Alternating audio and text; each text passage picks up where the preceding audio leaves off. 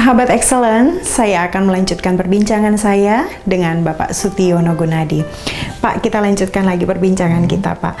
Dunia IT begitu lekat gitu ya, sehingga seperti tadi Bapak katakan bahwa orang kalau lihat Pak Sutiono itu udah identik dengan ICT begitu. 20 tahun bukan waktu yang singkat ya untuk menggeluti sebuah bidang.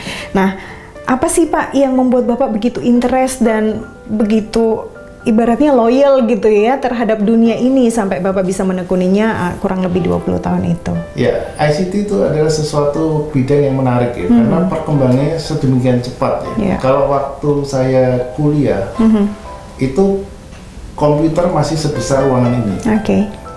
Lalu begitu saya lulus, itu udah jadi kecil, jadi PC, jadi yang kita kenal dengan personal komputer.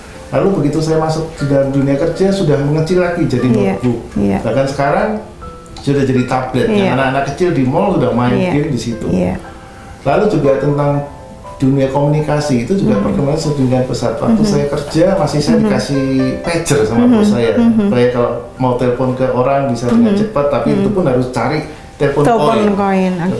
Kalau sekarang dengan adanya handphone, saya bisa tenteng-tenteng kemana saja. Bahkan saya di luar negeri pun kalau mau menghubungi teman bisnis di Indonesia ataupun memantau perkembangan perusahaan di kantor pun masih bisa. Jadi nggak perlu takut. Kalau dulu kita liburan aja was-was gitu. Ini kantor gimana, ini nanti customer gimana.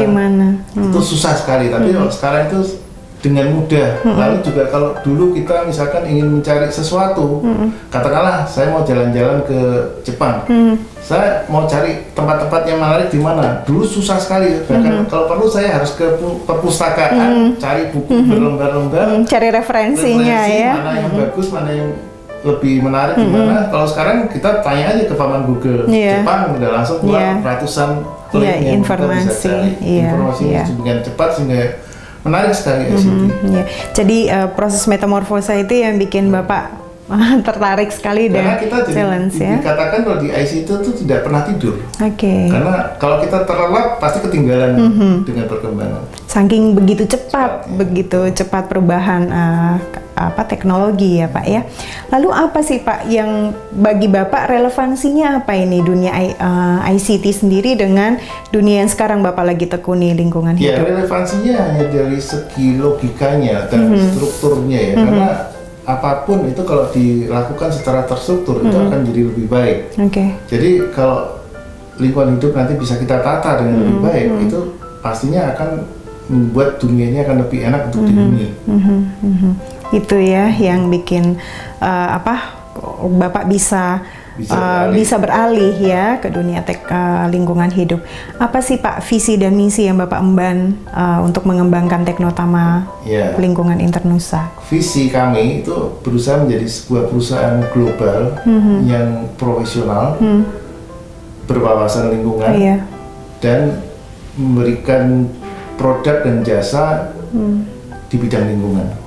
Sementara untuk mencapai visi itu beberapa misi yang kita bisa lakukan diantaranya kita menjadi memberikan layanan yang terbaik bagi pelanggan, lalu memberikan edukasi kepada stakeholder baik secara internal maupun eksternal, ataupun melewat program yang disebut sebagai CSR. Lalu kita juga memberikan pelatihan-pelatihan dalam bidang teknik lingkungan, lalu pembuatan dokumen lingkungan, sampai mempelajari studi-studi lingkungan. Lalu kita juga membudayakan budaya K3, di mana keselamatan dan kesehatan pekerja itu juga harus lebih baik. Itu dilaksanakan baik di internal kita sendiri ataupun pada saat kita bekerja di pelanggan.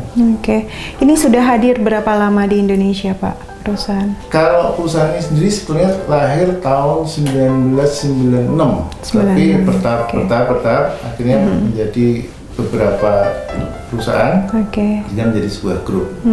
Dan itu terkonsentrasi aja di Jakarta, di lingkungan hidup, dan kalau untuk kantor sendiri kita udah mulai cukup menyebar ya. Kita kalau kantor pusat memang di Jakarta, di Tangerang tepatnya, lalu kita punya beberapa plan di daerah Serang, lalu Cirebon, Semarang, dan rencana lagi pembangunan itu di Tuban.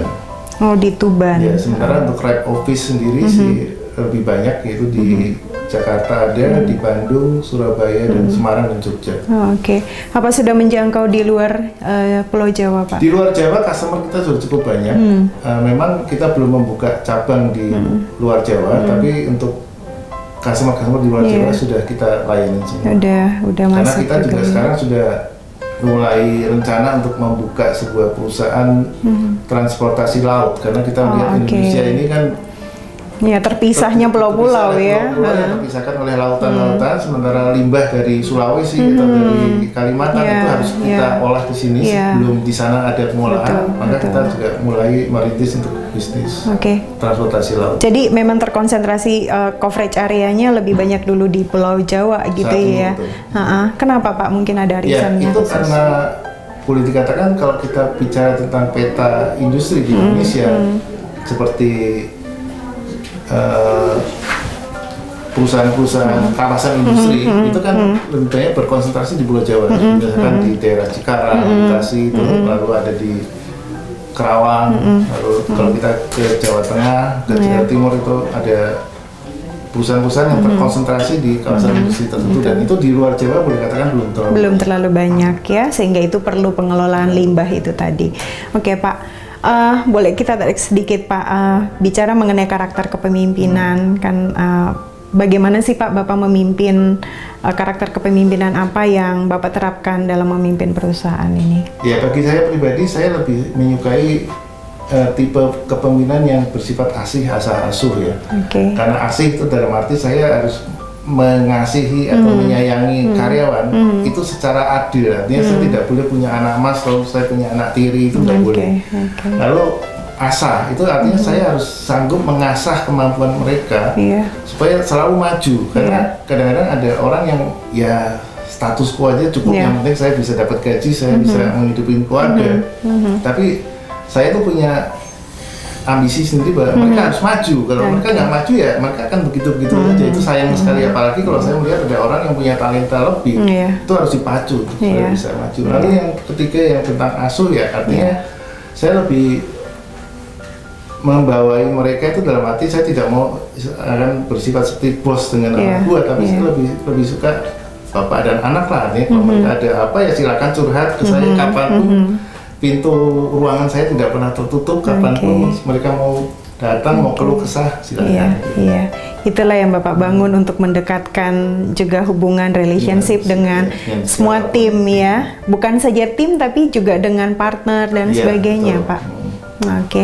Pak Sutyono, perbincangan kita semakin menarik saja. Kita akan lanjutkan setelah ada yang mau lewat dulu.